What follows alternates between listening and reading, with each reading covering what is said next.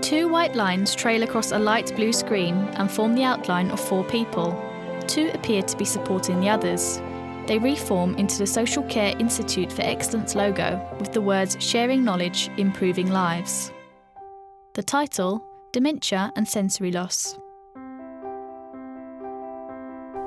When a person is living with dementia, it's important to find out if they have hearing loss, sight loss, or both.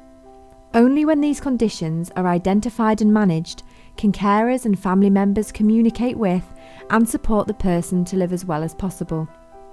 This person-centred approach can improve quality of life and well-being. It is important for care staff to get to know the individual through talking to them and their family, finding out about their past and what they enjoy doing. Dr. Nancy Cope has been living with dementia and hearing loss for the past 5 years.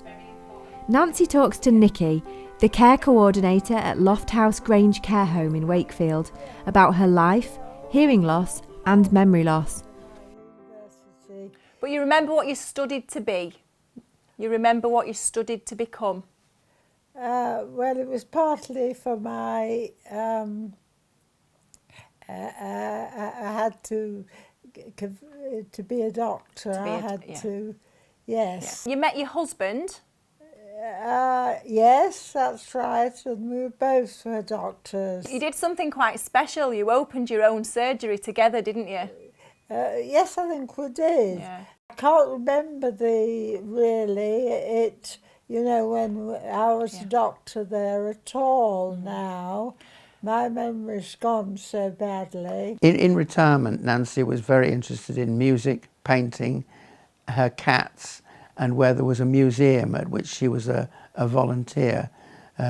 She enjoyed very much her hobbies and shared them with other people. Unfortunately, with the onset of the deafness and to some extent the dementia, her social contacts reduced considerably. Obviously you had a very, very busy profession, but you also had time for leisure. You had a love of classical music. You still enjoy listening to music today, don't you? Yes, I do. Even with your hearing being quite poor, Yes. you still enjoy listening to music. Music is my favourite. You've done a lot of painting in the past, a lot of painting. Oh yes, I like painting very painting. much. Some of them displayed in your bedroom. We spoke earlier about hearing. And about your hearing. That it's not as good as it used to be. Your hearing. Yeah. Your hearing. Yeah, it isn't. It's not as good as it used to be. No. Does that make you feel isolated at times? Sorry? Does it make you feel isolated at times? Yes, Quite lonely? I do a bit, yes, definitely. Nancy has had a problem with her hearing for around 10 years, and her GP has referred her in the past to an audio clinic and also to a larger hospital for treatment. We've also spoke about memory loss and how confused you get. Yes, my memory loss is very bad. Nancy's had the symptoms of dementia for around 5 years. We were aware that Nancy was developing memory loss, but there wasn't any specific diagnosis from the doctor. In May 2012, she was formally diagnosed with dementia. Would you say that it frustrates you not being able to remember certain things? Get frustrated? Yes, it does. It certainly does. Yeah. Do you feel sometimes that you miss out on social events, Nancy? Yes, I do, a little bit. As far as the hearing loss is concerned, Nancy prefers face-to-face conversations on a one-to-one basis. If you speak slowly, or reasonably slowly, she can usually follow most things. When someone has both dementia and hearing loss, care staff should be aware of the extra challenges this presents, both for the individual and those caring for them. Part of the dementia training is for staff to empathise on a level with residents and different predicaments and different forms and stages of dementia, making you actually understand how difficult it is and realise how important communication between staff and residents really is. It's important that care staff get to know a person and find out how the person prefers to communicate, so that care can be adapted to fit their needs. Caring for people who are living with dementia and hearing loss requires care, attention and patience. Remember, communication is key. The title, Dementia and Sight Loss. Sight loss is common among people with dementia. Living with both conditions can impact on a person's confidence, independence, emotional well-being, and ability to communicate. Two carers, Philip and Liz.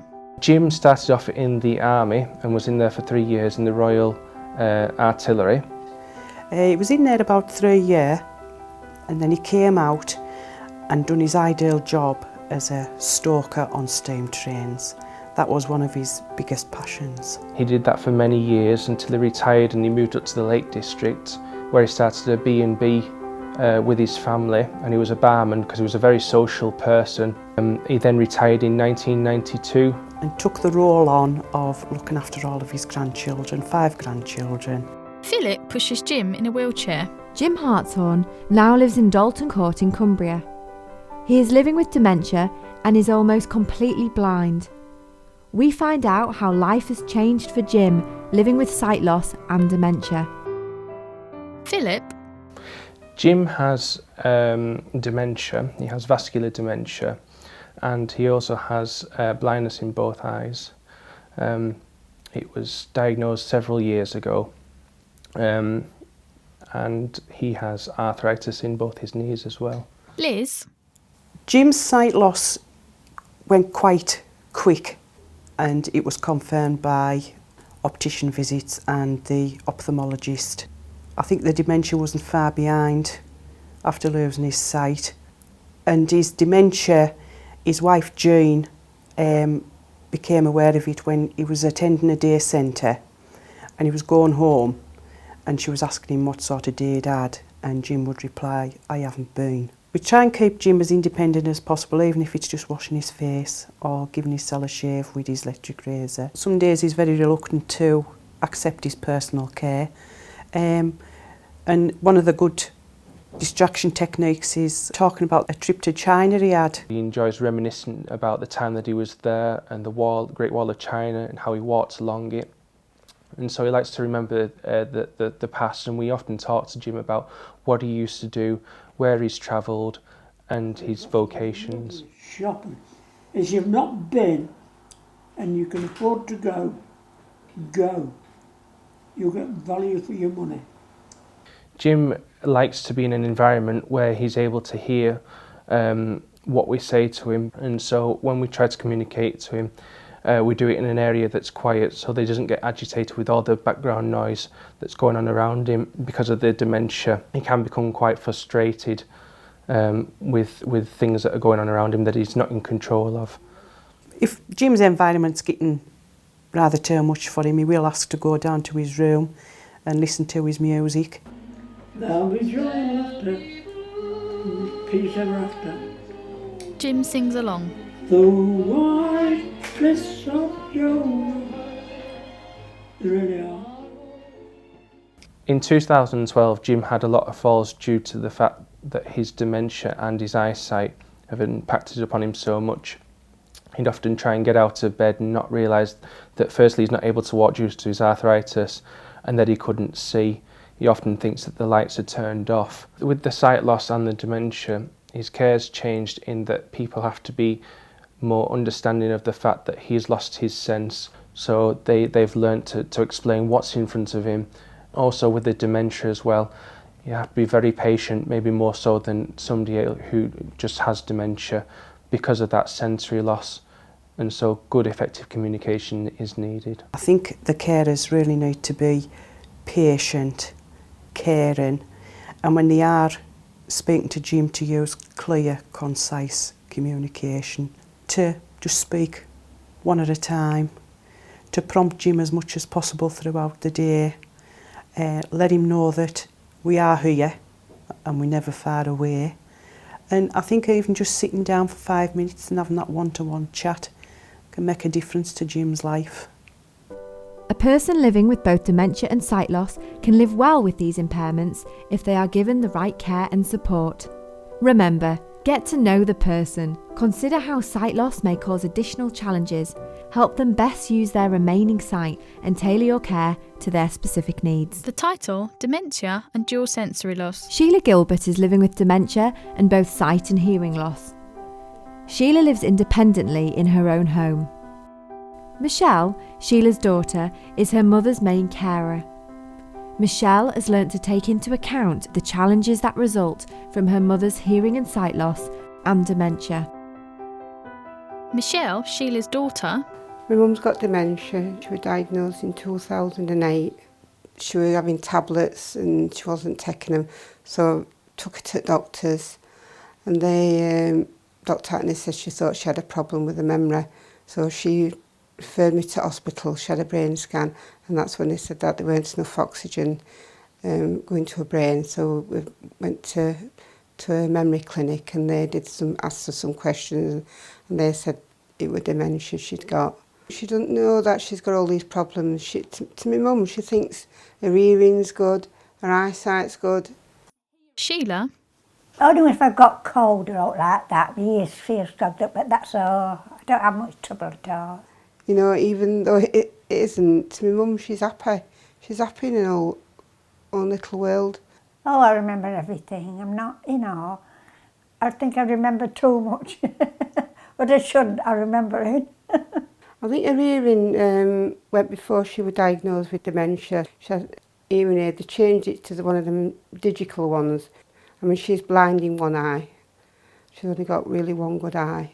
So we went to the hospital for eye test and said that she's got a cataract, but they didn't think it worth operating because of her dementia.